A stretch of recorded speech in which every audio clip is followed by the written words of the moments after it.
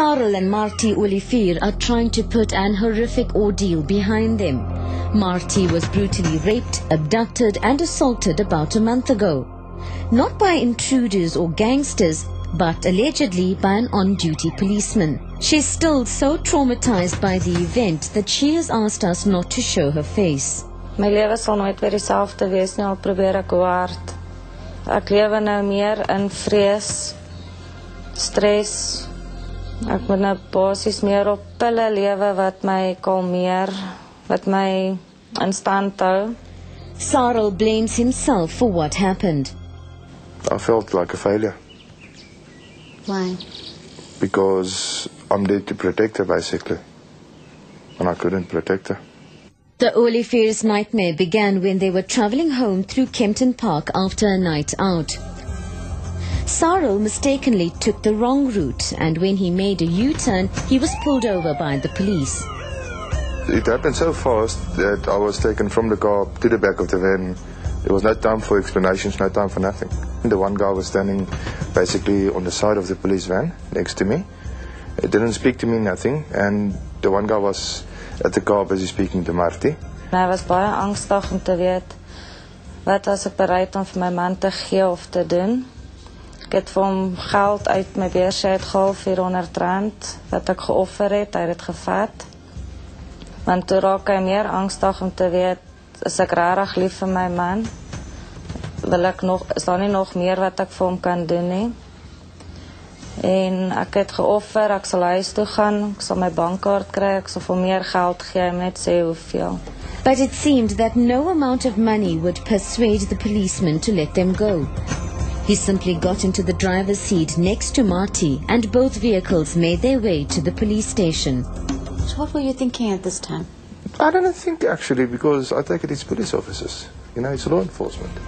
But then about 150 meters from the police station, the Olivier's car turned into a parking area. Die polisieman het uit die kar uitgeklim, oor na my deur toe geloop, my seat agter toe geslaan, ingeklim, en van daar af het ek myself uitgesluit. You can't remember anything else? Die reuk, en dat hy my mond toe gedruk het. My tande was in my lippe ingewees. Hy het my even gebyt ook. Tussen my bene was ek stikkend gekrap. Hy het baie fors op my gebruik. Sarel, in the meantime, was sitting in the back of the police van outside the station. 20 minutes later, he was allowed to go. My man het terug kar toe gekom. Toe sê ek vir hom, die polisieman het my verkrag. Ek het vir hom gewys, die bloed tussen my bene, my onderklere was geskeur. There were semen and blood coming out of her. And I froze immediately and I reversed back, got out, went back into the police station. And I asked them, I want those two guys that pulled us over.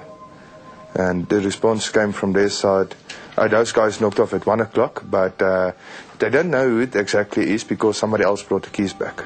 What the Oliviers didn't realize was that their ordeal was far from over. Marty was sitting in the passenger seat, just like I'm doing now, when she allegedly heard somebody at the door. That person then opened the door and hit her hard on the head from behind. Marty then crashed into the dashboard and lost consciousness. When Sarel returned to the car, there was no sign of Marty. The car is there. The car is there, but she's gone. Marty's gone, the handbag is gone, the keys of the car is gone. So I thought she ran away, or because she's frightened. For Marty, the rest is a blur. But she does remember lying on a tile floor in a room with a black couch, a table and a chair. The next time she came to, she was in the parking lot of the Boston College in Kempton Park. A security guard found Marty lying here in the early hours of the morning. He woke her up and his first words to her were, "Why did the police drop you here?"